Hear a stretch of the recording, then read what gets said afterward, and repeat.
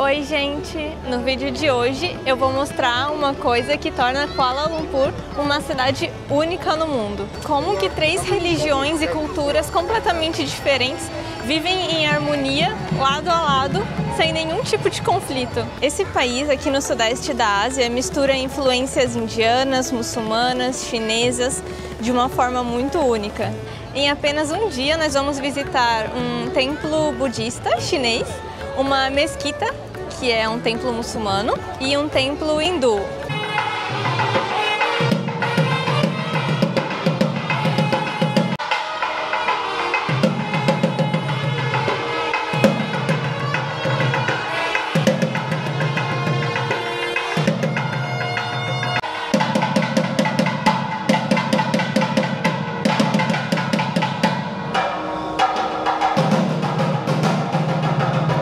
A gente andou só um pouquinho de carro e parece que a gente já chegou em outro país. Aqui é muito Índia. As Batu Caves são um conjunto de montanhas de calcário e dentro tem cavernas com templos dentro, e a mais famosa é essa Batu, que é um dos maiores templos hindu do mundo, um dos mais importantes para a religião hindu. E para chegar dentro da caverna, lá no topo da montanha, a gente tem que subir 272 degraus de escada, todas coloridas, e a gente ainda tem que tomar cuidado com macacos, porque tem...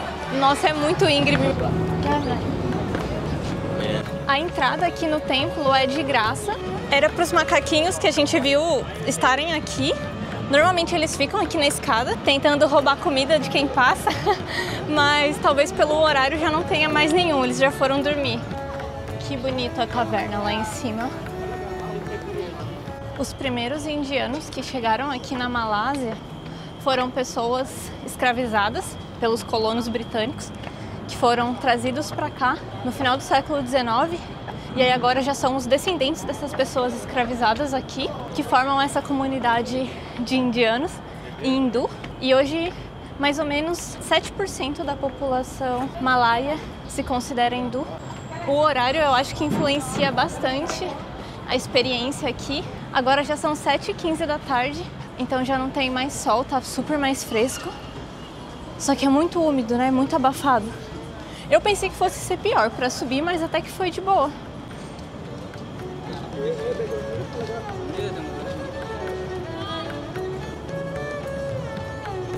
Chegamos na entrada da caverna. E é só uma caverna de calcário, ela é muito bonita, tem uns morcegos voando aqui. E, gente, não é morcego, é pombo aqui dentro da caverna. E, nossa, aqui é muito mais quente e abafado do que eu pensei que seria, porque nas outras cavernas que a gente já entrou, no Vietnã, por exemplo, era muito geladinho dentro da caverna, assim, muito, até frio, sabe? Mas aqui tá muito abafado.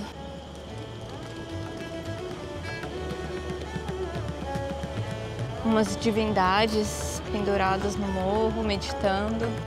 Eu acho que tem alguns níveis, porque seguindo tem outra escadaria, e eu acho que a gente vai mais para dentro ainda da caverna. Aí aqui é o templo. A estátua dourada que tem na entrada aqui da caverna é a estátua de Murugan. Tem 42,7 metros de altura e é uma das maiores estátuas de divindade hindu do mundo. Grande.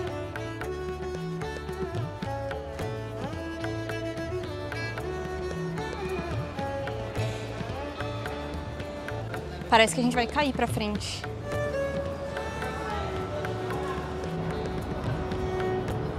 Pra descer é muito mais fácil, né?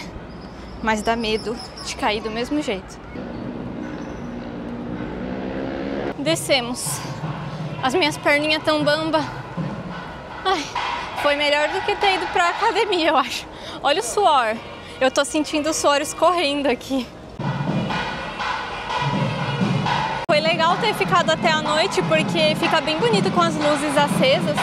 E ainda tá tendo festa ou cerimônia, eu não sei realmente o que tá acontecendo aqui.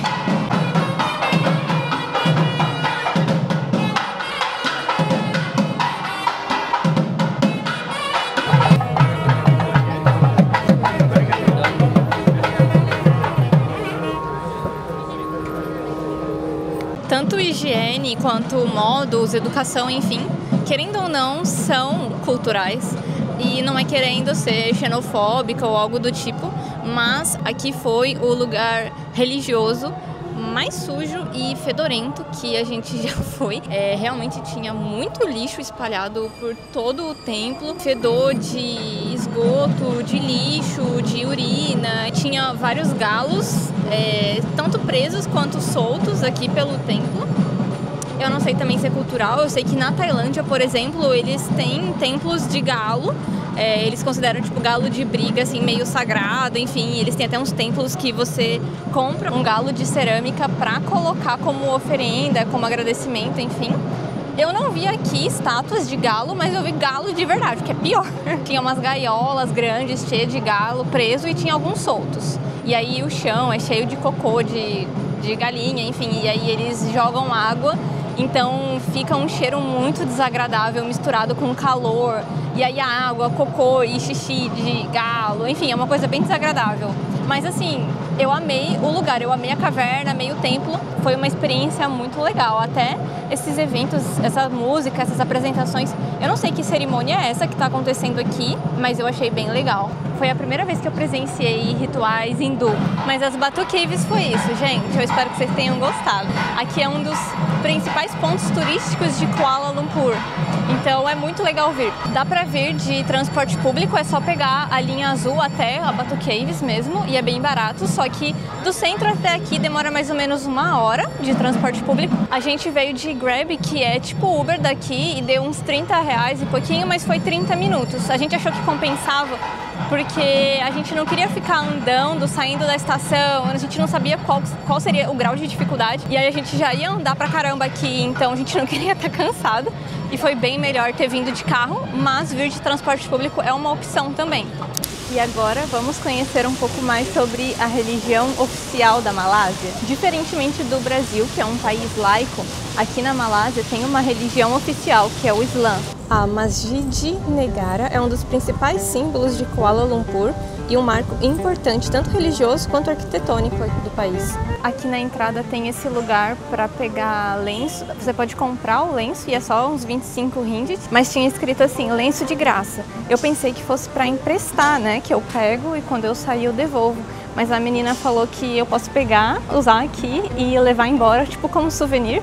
E aí eu escolhi esse super bonitinho que tem bordadinho de flor e eu amei. Eu amei usar. Amei usar esse lenço. Achei que combinou comigo.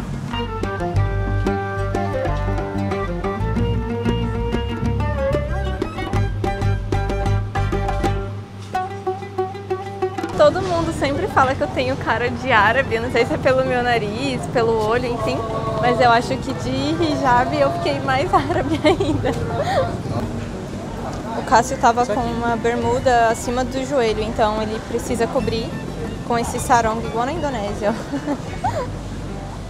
Achei estranho que, tipo, mesmo eu estando aqui toda coberta, tipo, com blusa e com saia longa, enfim, agora com o hijab, tipo, eu vou ter que usar esse roupão roxo. Sacanagem, velho. Parecendo um Minion.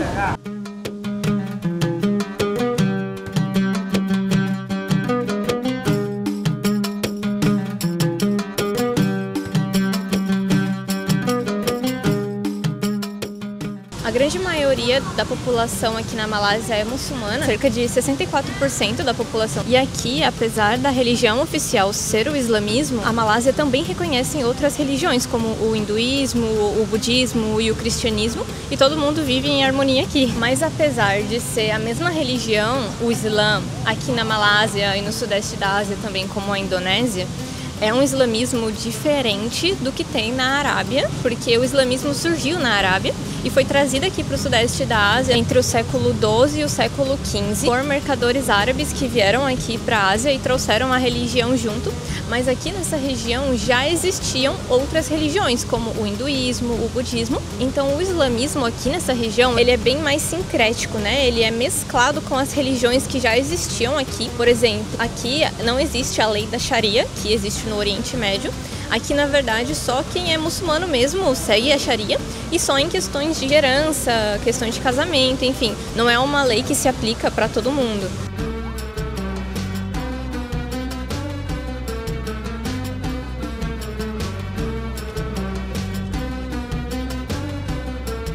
A gente estava ali na área central da mesquita, né, a parte interna que eles fazem as orações, e eu estava gravando alguns detalhes dos pilares entalhados à mão, e aí um dos funcionários pegou e me parou e começou a contar várias histórias e perguntar de onde eu era e fazer pergunta. Ele contou que essa mesquita foi construída pouco depois que a Malásia conquistou a sua independência. Foram marroquinos que esculpiram as pedras aqui para fazer essas pilastras e é tudo muito bonito. Ela foi inaugurada em 65 e ela foi pensada justamente como a nova identidade nacional da Malásia depois da independência.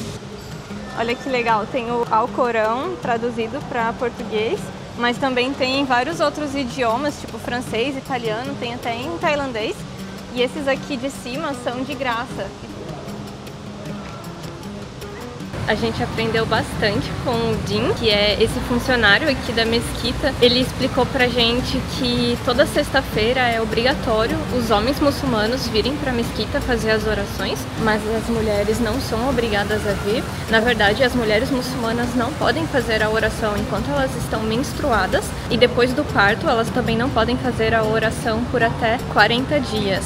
Como se fosse um resguardo, né? A mulher não pode fazer oração. Não é que ela não pode. Eles falam que é porque é pra ela ficar em casa descansando depois do parto, porque ela quase morreu pra dar à luz. Então ela não precisa fazer as orações por 40 dias. A entrada de não muçulmanos é liberada aqui, mas a gente precisa se vestir de acordo. E a gente só pode entrar enquanto não estiver tendo uma das 5 orações diárias que eles fazem. E a gente precisa conferir no Google quais são os horários, né? Porque são 5. Nossa última parada é o templo chinês Tien Hu. É um templo budista dedicado à deusa do mar. E essa é a última parada porque é um bom lugar para terminar o dia e ver o pôr do sol. A vista daqui é muito bonita porque o templo fica num morro.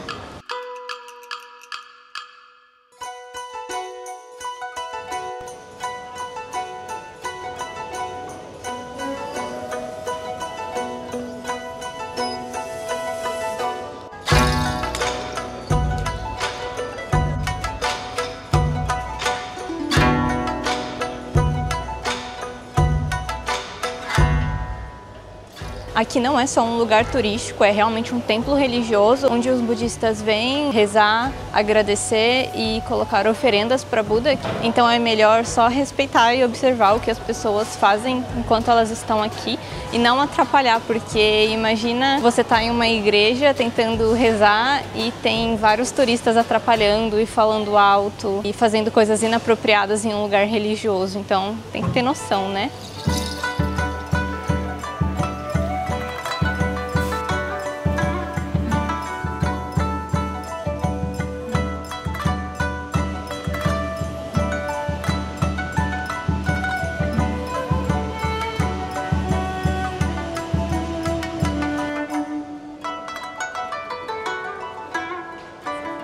Aqui fecha às 8 da noite, o que é ótimo porque é realmente um lugar muito bom para vir no final da tarde, ver o pôr do sol e ficar aqui até escurecer, porque é bem bonito quando as lanternas acendem.